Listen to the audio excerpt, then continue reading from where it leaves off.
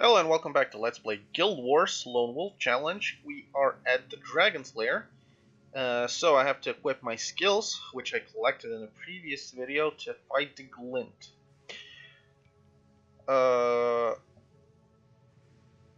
So first things first, so as you can see, as I've mentioned before, we have 8 party members over here, so I can take all but one henchman.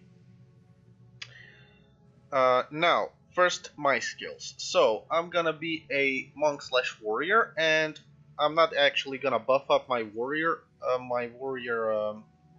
attributes. I'm just gonna bring warrior skills.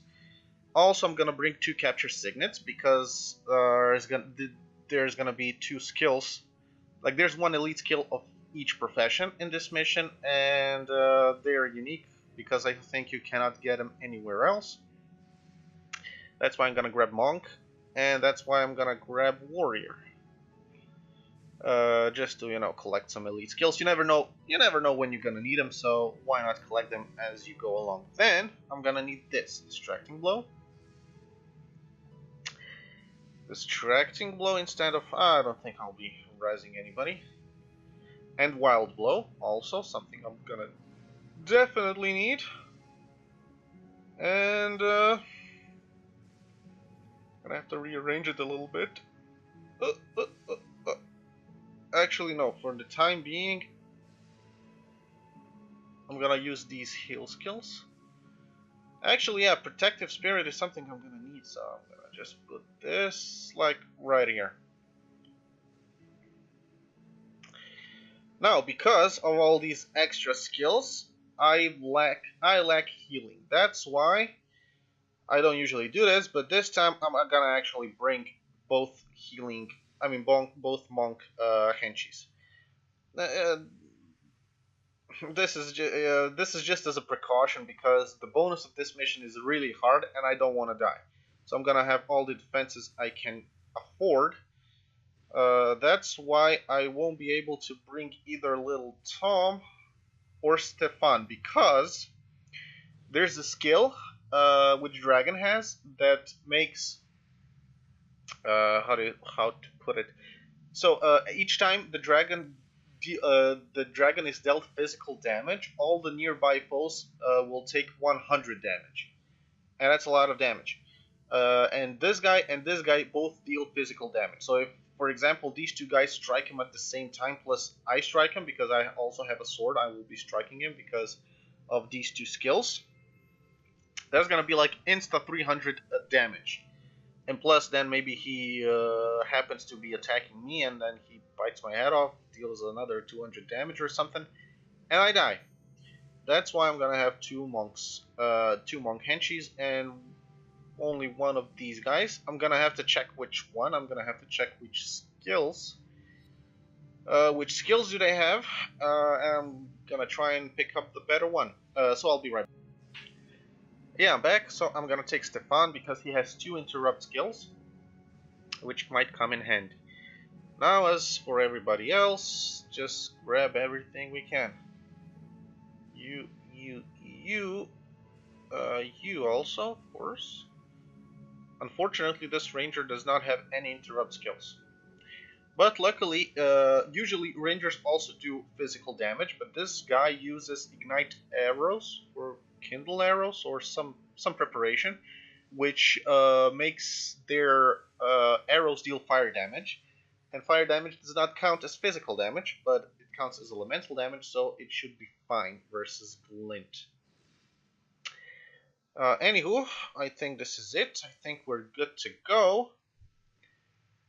Oh, I hope this works, so let's do it.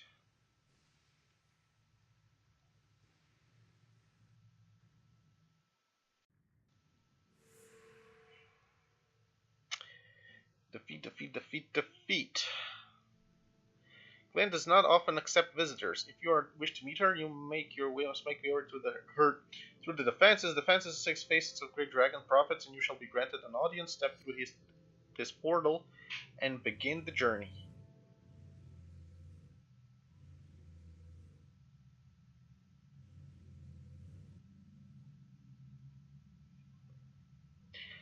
So each area has this some sort of handicap, so to say. So domain of heal draining. While you're in this area, you're suffering from health degeneration.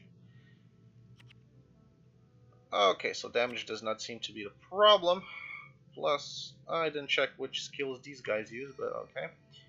Plus, I have to see those if whatever preparation she's using, if it actually deals elemental damage or deal fire damage. Okay, that's good. That's good. So I will not have to.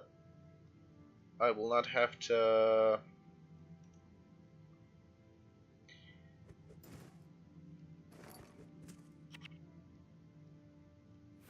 I will not have to be that careful. Plus, I have 2 heals. I basically don't have to do anything up until the end of the mission. But let's make things easier for my monks.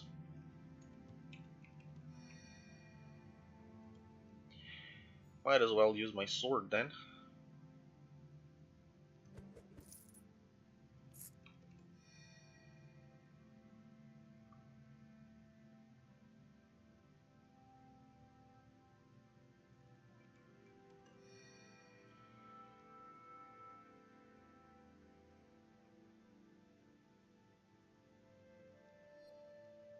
So in this first area, the end boss, the end dragon, is gonna be a monk. Dragon with monk elite skill, so I'm gonna be able to cap it very soon. And warrior, on the other hand, is the very last dragon, so that's also good. I mean, if you're going for the skill hunter title, it's best if you are a warrior slash, I think, elementalist, because those are the 2 last bosses in this mission, and it takes, you know, the longest to get to them. Monk, on the other hand, you can get to monk boss in like a minute, so it's not that difficult to cap it. Okay, it seems like we do a lot. I mean, we do enough damage and we have enough heal. So it would be boring if I were to play like this until the very end, so I will not be playing like this until the very end. I do have to decide whether I'm gonna take Lena or Alessia. Let's see, Reversal of Fortune. So the bad thing about this spell is it recharges in 2 seconds, like almost instantly, and it takes 5 energy. That means the hero is gonna spam it. He's gonna spam the hell out of it, and it's gonna drain the energy. So an Aura of Faith elite skill, which is not bad. Oh, she has so many energy draining skills. Like this whole... she's basically using the same protective, the same important protective prayer skills as I am, or as I will be. I think I'm gonna go with Alessia. She's gonna be my number 2 heal. Healing Breeze, Divinest Kiss, what elite? Word of Healing. Yeah, okay, definitely. I'm gonna take Alessia. She seems a better choice.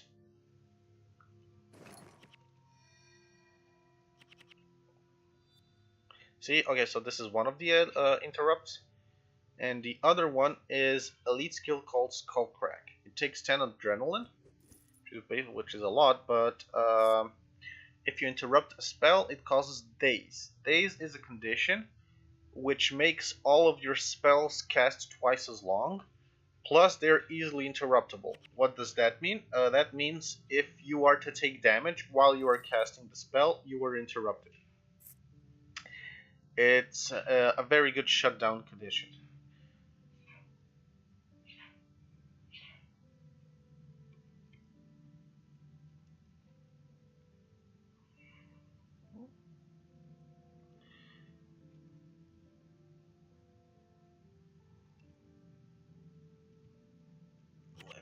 Okay, so the Face of Light. That's the boss.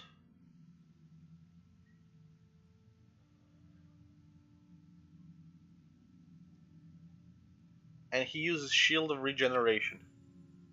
Oh, yeah. Oh, okay, so I think he's dazed right now because... Okay, so this doesn't count as a spell, so it doesn't get easily interruptible. But all of those other things were spells, and I think his Skull Crack hit. That's why they were doing so much. Oh, damn. I mean, that's why we interrupted those fast casting spells. Elite enchantment spell. For 10 seconds, your ally gains plus 8 regeneration and 40 armor. This is not bad, but it costs 15 energy. That's too much.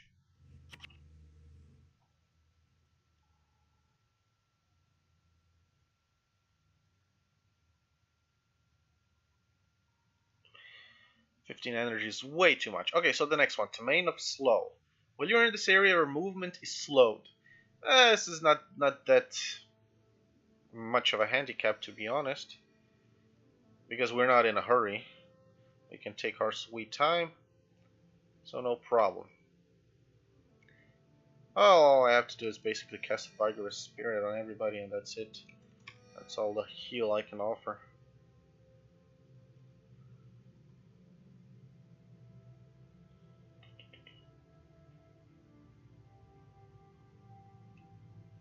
Okay, let's put this on me. Oh, it casts in 1/4 of a second, which makes it almost impossible to interrupt. It's not bad.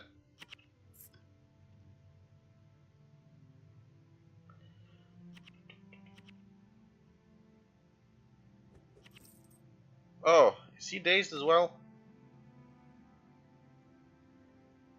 Yeah! Concussion shot. You see this? This is also an interrupt. Oh, I actually have to heal. Haha. Not bad. So these rangers are actually pretty good because they cause daze on all of my units, all of my spellcasters, which render them useless. That's why this is taking so long to kill this one group. Concussion shock takes 25 energy, which is a freaking lot of energy for an attack skill, but it interrupts, plus it deals a certain amount of damage, plus it causes daze if it interrupts. I think it does that. That's not bad, but I don't think it's worth 25 energy. I mean, if you're a good ranger, like a ranger, if you're playing ranger, at least in PvP, your focus is not damage, your focus is interrupt.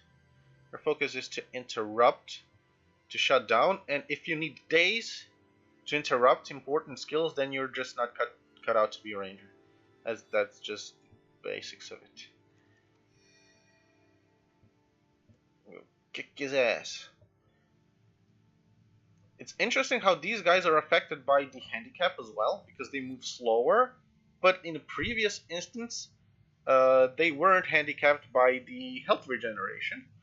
So I'm not sure why it is made like this. They should be moving normally. At least I think they're affected by handicap. I mean, they're moving kind of slow.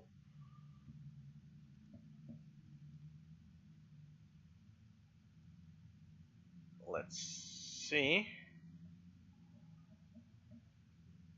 I think they're moving slower than they should be moving.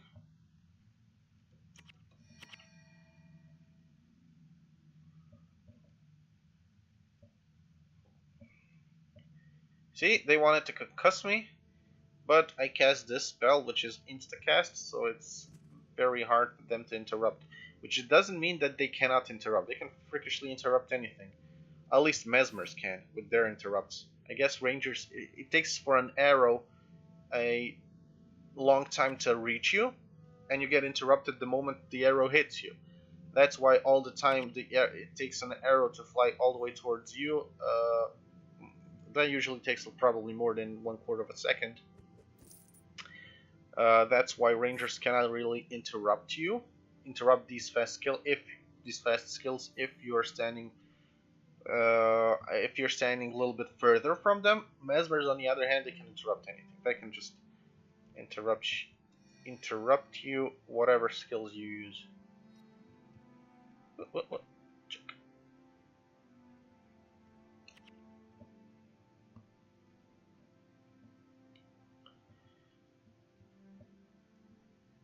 Okay, let's see what skills do they actually use. I only checked warriors. And Ranger. I was hoping Ranger's gonna have some interrupts, but he doesn't. But let's see. Okay, so this guy has Skullcrack as an elite. This guy, Soul Leech. Steal for 10 seconds whenever. Well, it's not bad. It's basically a self-heal. I mean, it's not bad, but I would prefer if he were to have some sort of a damage skill. Because I don't think healing is a problem right now. If I'm gonna have Alessia plus me, the heal should be fine. So too bad he doesn't have anything else. Blood Ritual is a nice bonus, so okay.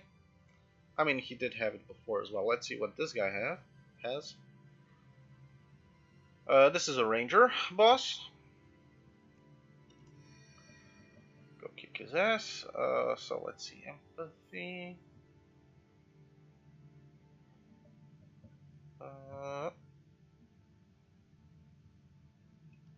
So this guy, elite skill which this guy uses is Melancholy Resilience, which means for every condition or hex on you, your health and energy regenerates faster.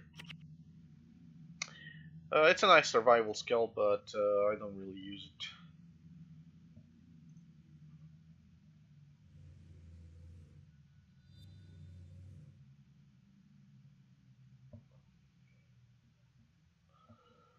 Never did use it. Oh shit, enchantment removals. So this should only, we should only do pure heal.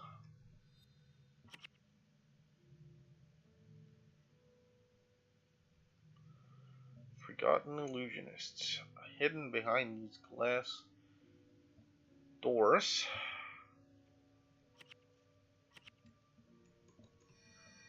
Kill him.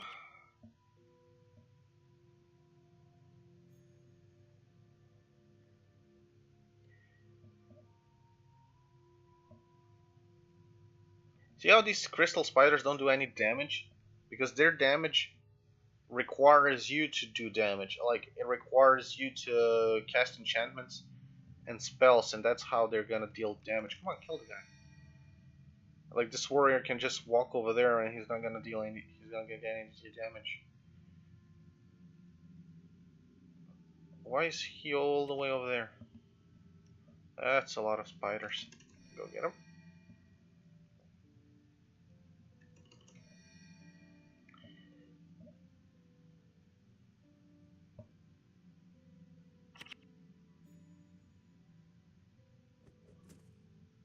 Encrusted Lodestone. Okay, so as I was saying, Melancholy Resilience, which increases your health and energy regeneration for each condition or hex on you. It's a good skill. It's a good survival skill, but I never actually use it. This, on the other hand, Shield of Regeneration, I did use this. So all the way, like when Guild Wars almost just came out, and there was this PvP build for monks which used Protective Bond, Signet of Regeneration, Glyph of Lesser Energy, this, and Balthazar's Aura, or what's it called? Balthazar's something, some maintenance enchantment spell, which for every time you are hit, you gain +1 health, +1 energy, and +1 adrenaline. Not sure how it's called right now. Maybe I do have it somewhere. It's Smite and Prayers. No, I don't.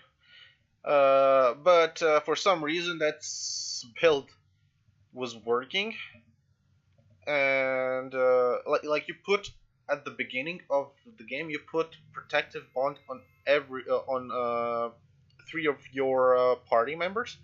If you're playing random arenas, it's 4 versus 4, so it's just you +3. So you put Protective Bond on 3 of your allies. You put Balthazar's Aura. What's it called? Balthazar's something. Whatever. You put that enchantment on you, and so Protective Bond. What does that do? That does so the amount of damage received by an ally is reduced, plus a portion of that damage is transferred to you. And because it's reduced and portion is transferred, that means the ally takes very little damage, like very little damage, and you take also very little damage because the damage is part of the damage is transferred to you. But the Balthazar's Aura, as I said, every time you take damage, you gain +1 energy and +1 adrenaline. And that was good because basically it just filled you up with the energy. So this 15 energy skill was not a problem, because you were full all the time. You had all the energy you could ask for. Plus, just in case, you had Signet of Devotion, which means for every enchantment you maintain, you gain a certain amount of energy. And what was the Glype of Lesser Energy? Which we know that skill because I was using it with my monk. It just reduces the energy cost for your spells. And which one? Like Resurrect, of course. And I think that was it. So this guy uses Mantra of Regeneration, I think, which used to be a stance, but now it is an enchantment. Will he be using it, or is it some other spell? I mean, elite skill? Huh. I mean, so this guy's Mesmer. I can use this, but I have no skills capture because, you know, I'm monk warrior, so I cannot cap Mesmer elite skills. I think he uses like mantra of restoration, or what's it called, which means that all of your spells recharge faster, like 33% faster.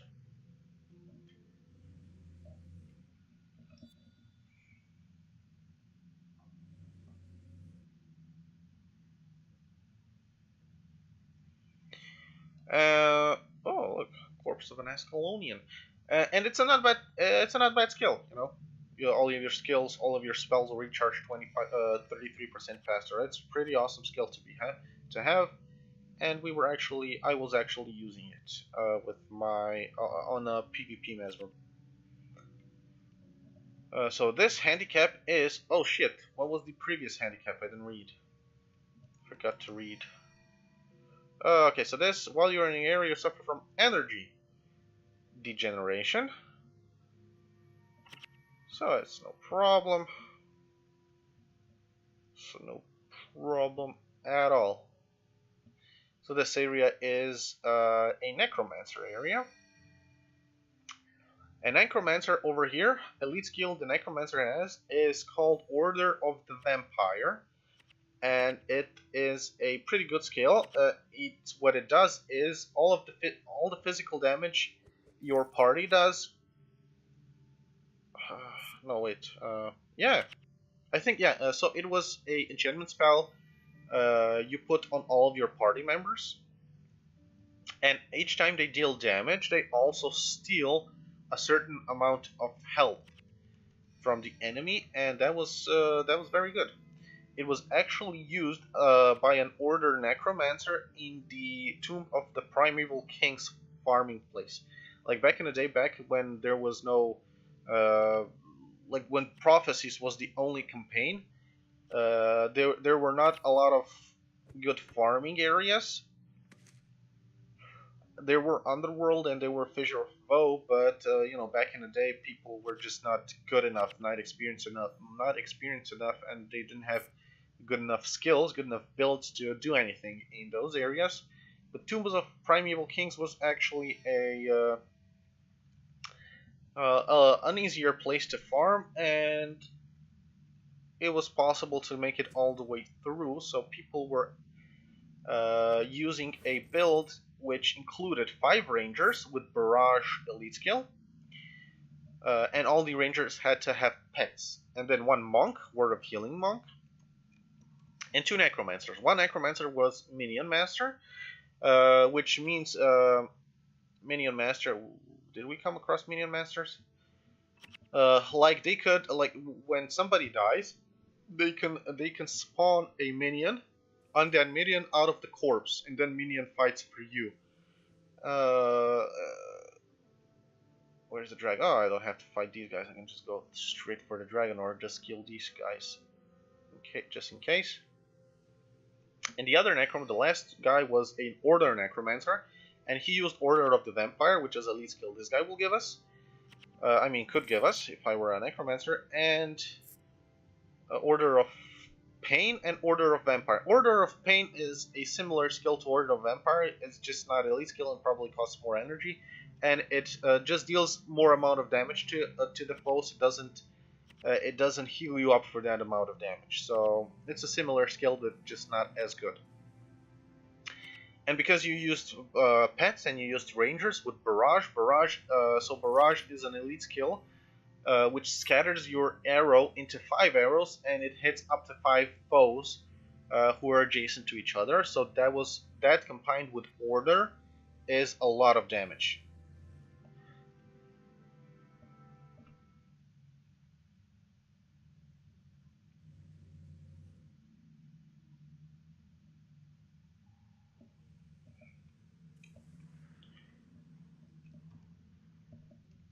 So that was a lot of damage. And I used to farm that. I mean, the good old times when that happened, when that was happening, because I really like that farm. I mean, at the end you got only green items, so I guess in the beginning of Guild Wars, when green items were a rarity, it wasn't a bad farm. But you know, right now those greens aren't worth anything basically. They're just merchant food, or you can just put them on heroes. So they're not that expensive anymore, but they were, especially like Victo's sword and Victo's axe.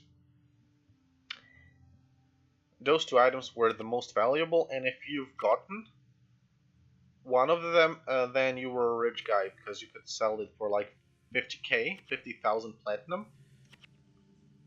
and that used to be a lot of money. It's not anymore, but it used to be a lot.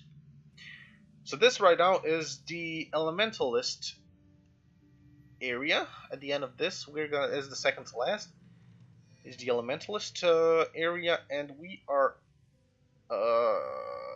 not affected by any handicap, as you can see. But there are these areas all over the map, like these little circles, and if you stand inside those circles, you will be dealt some elemental damage, like a lot of elemental damage, I think, and maybe also knocked down. I'm not sure. Let's see. Let's just stand in there. Put this on us just in case, so we cannot lose.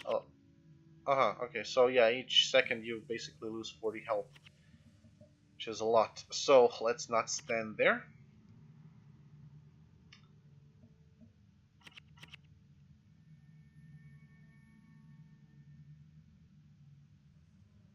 Come on. Okay, so this guy is awesome because of his two interrupt skills. Good thing I brought the guy. So the elite skill this dragon's gonna use is a lightning surge, yeah, which is a hex spell. You cast it on an enemy, and after 3 seconds, he will be dealt like 100 lightning damage, which is all the lightning damage has 20% armor penetration, so it will deal even more than 100 damage. Plus, it will knock down, and it's a decent skill. It's not a bad skill, and I was using that skill as well in PvP as an elementalist. I mean, it's not a great skill, but I used it with an elementalist when I just started playing PvP. Like that, combined, like you put that skill on, and then you cast what's called lightning hammer and lightning orb. So in very short time, the enemy takes a lot of damage. It's easily blockable if you have like protective spirit. You just put protective spirit on you. But for a monk in random arenas, protective spirit is not actually used. At least I didn't use it when I played monk, and I think I played monk in random arenas the most. Or was it ranger?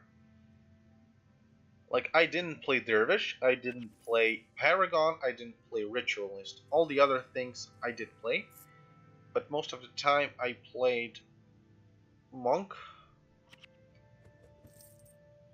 I guess there were phases. Like when I started, I played assassin.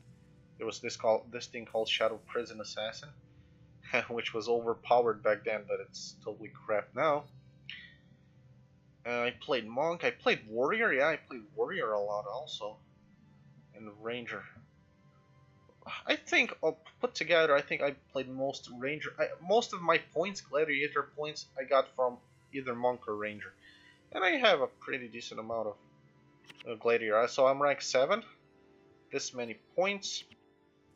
But you know, taking into consideration that I stopped playing random arenas like 10 years ago, when Guild Wars 2 came out. Actually, no, sooner than that. Whenever the Zaishin stuff came out, because there's a thing called Zaishin Quest, Zaishin Bounty, or no, not Bounty, Zaishin something. And it's from time to time that Zaishin is a random arena, and whenever that thing is a random arena, people from PvE who have no idea how to play PvP come and play random arena, and then you're just grouped with those guys, and it's just annoying to play with them. So I can just go through.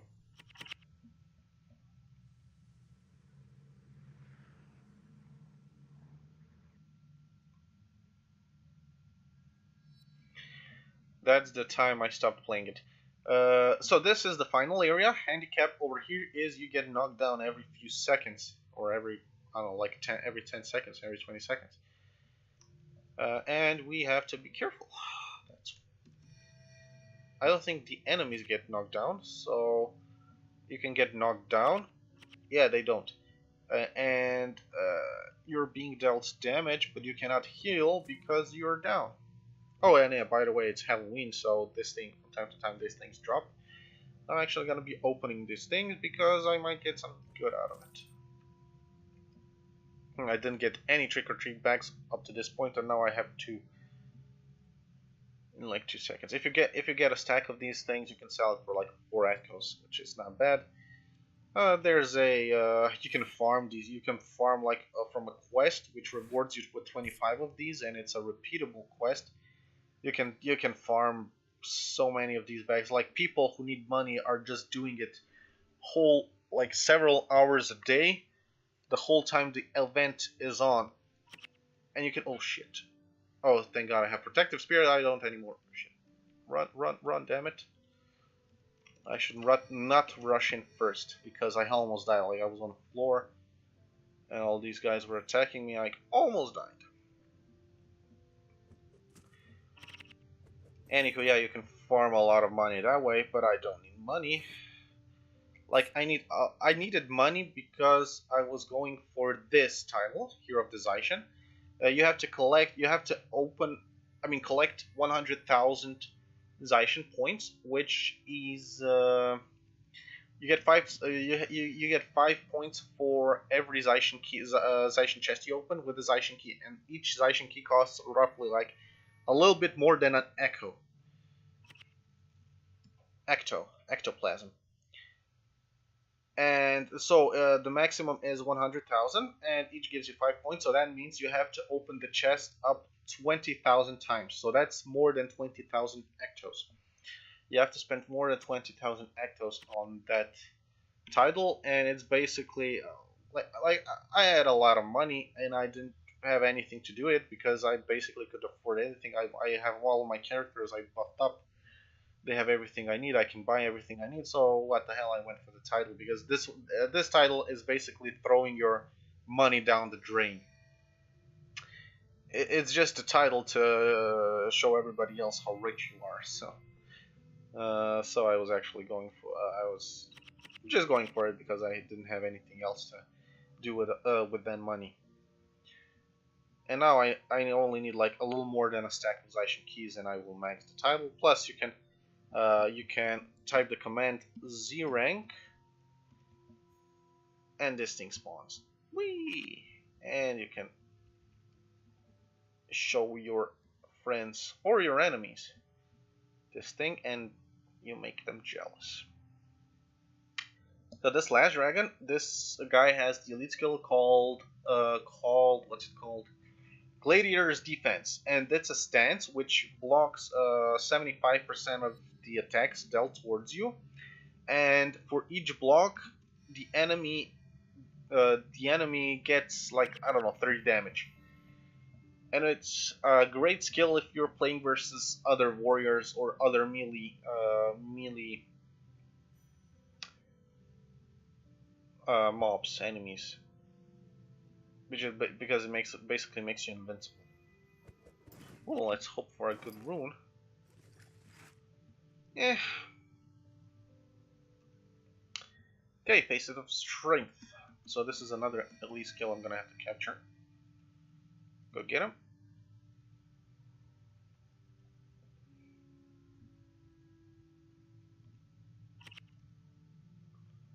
Gladiator's defense. Oh crap. Sometimes these stances lasted more time than this. Oh shit, I can just remove the stance from the guy. Interrupt.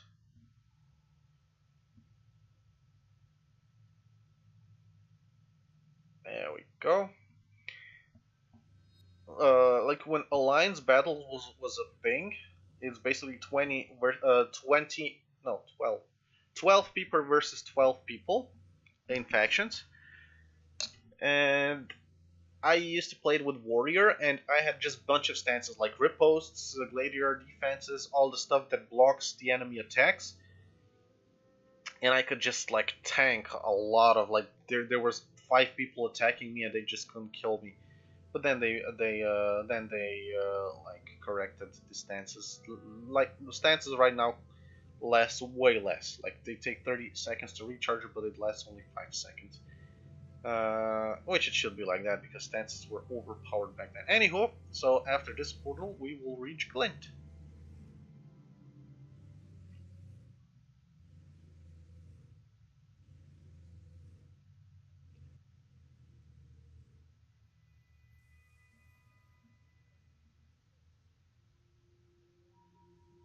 It was almost 800 years ago when I foresaw the Flame Seeker prophecies. You have ascended and awakened the gift of true sight that lay dormant within you. The moment has finally come. You are the chosen I have been waiting for. While you've been in the desert, the rest of the world has changed. Let me show you.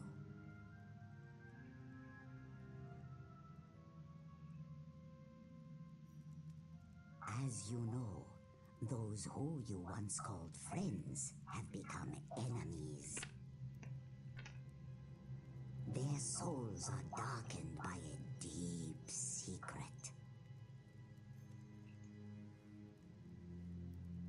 The unseen gods they speak of are nothing more than a terrible and fearful race of spellcasters known as the Mursat.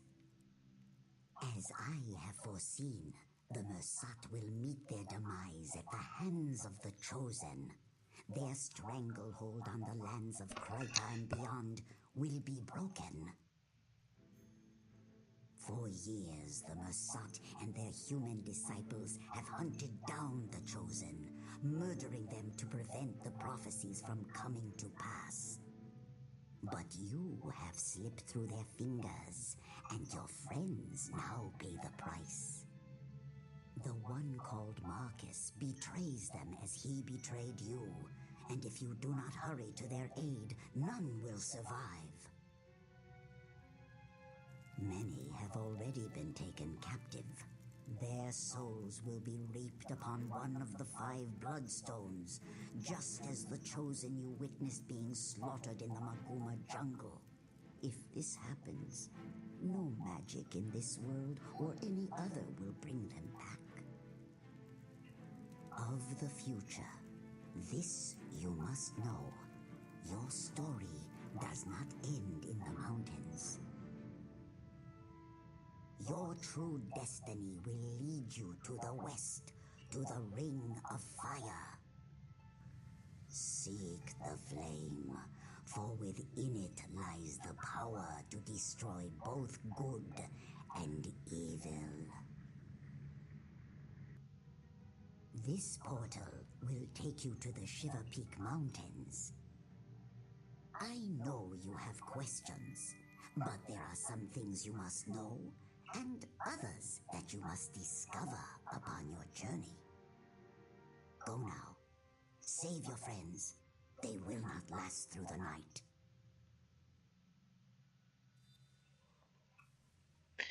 Okay, so you can see we basically finished the mission.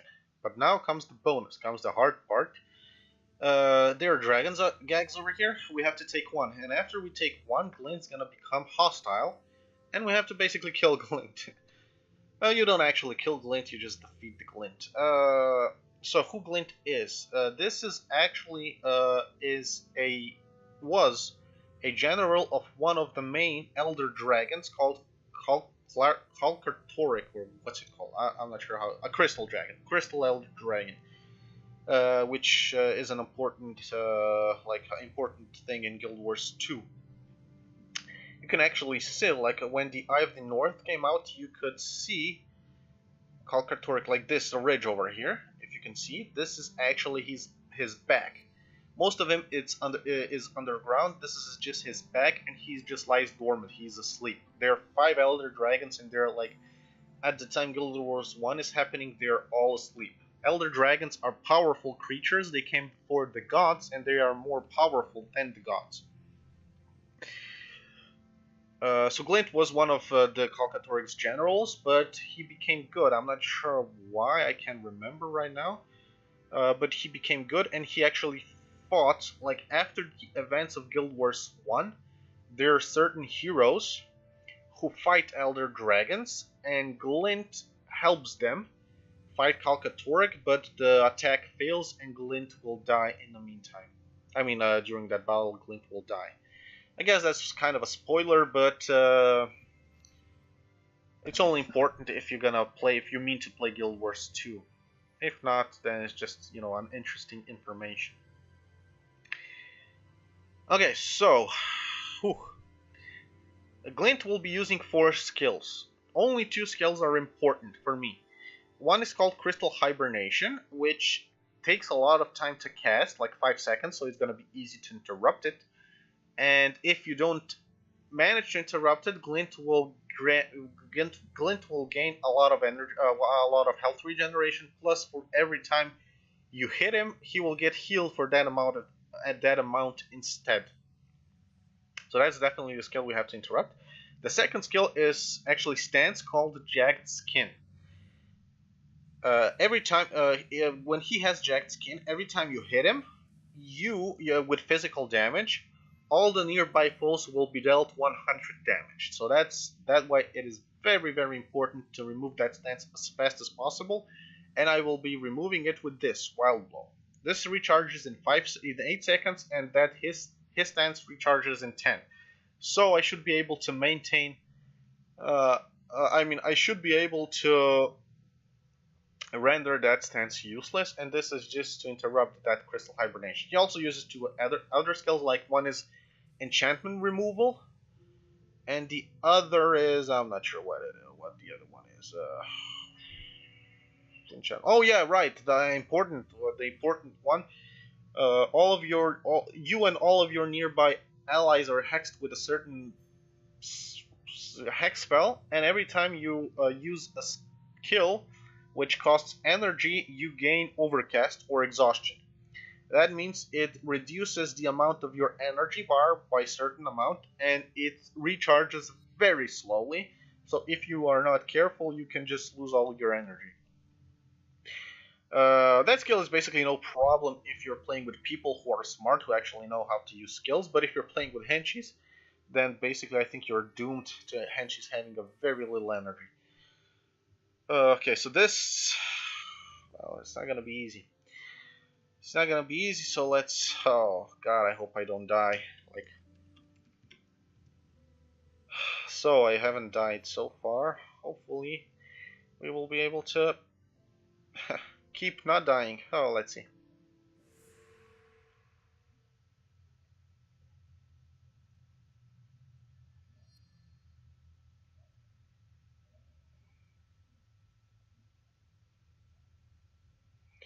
Oh, Glint is pissed. Okay, go get him. Go freaking get him.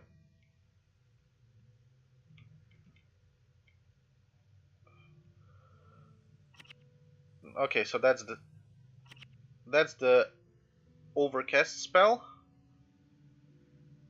But it's not important, he will just keep casting it, so it's better just to let him cast. He will stop calling. Jack Skin. Use this. Shit. Ah, there we go. I died. Damn it! I shouldn't have talked.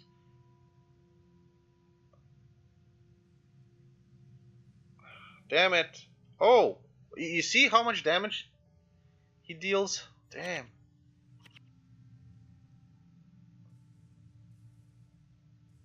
Like a freaking lot. Crystal hibernation? Ooh, so I died twice. Jagged skin? No more jagged skin, it seems. Interrupt.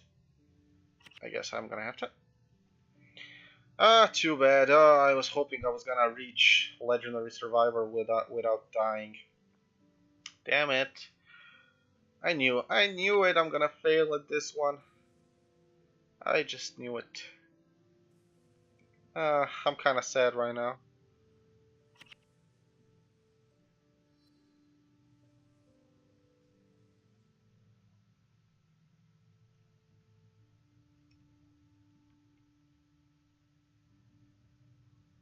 All that preparation went to nothing.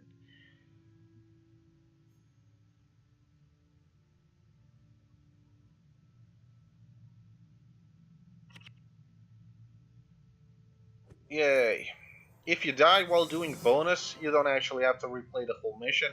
You are transported through the portal anyway. Oh, why? You died 2 times. No. No. I mean, I'm still gonna play. I mean, I'm still gonna try not to die. But now I'm just not that motivated anymore. Like, if I do die, then just what the hell? So what? Ah, what are you gonna do? So let's go through the portal. Yep, I finished the damn thing.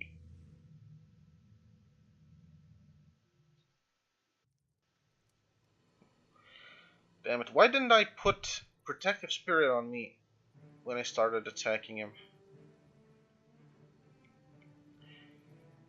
Yeah, still haven't activated this thing. Oh yeah, and because it's Halloween, this area is a little bit decorated, so there are a bunch of ghosts and a haunted moon over there.